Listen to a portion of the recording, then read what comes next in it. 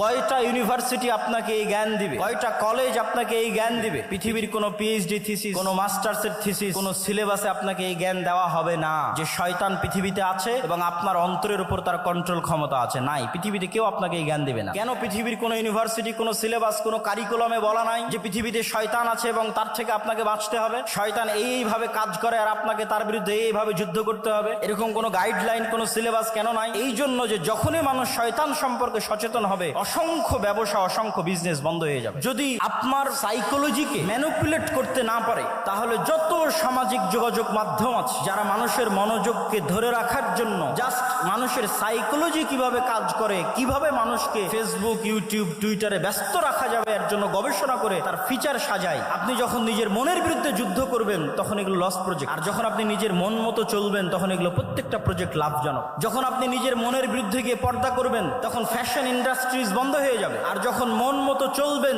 তখন fashion ইন্ডাস্ট্রিজের business চলবে। এরকম প্রত্যেকটা ধাপ আছে যা শয়তান ম্যানুফ্যাকচার করে রেখেছে পৃথিবীর মানুষকে ভুলিয়ে রাখার জন্য। কি ভুলিয়ে রাখবে? সালাতের কথা? জি না। শয়তান আপনাকে কি ভুলিয়ে রাখবে? সিয়ামের কথা? জি না।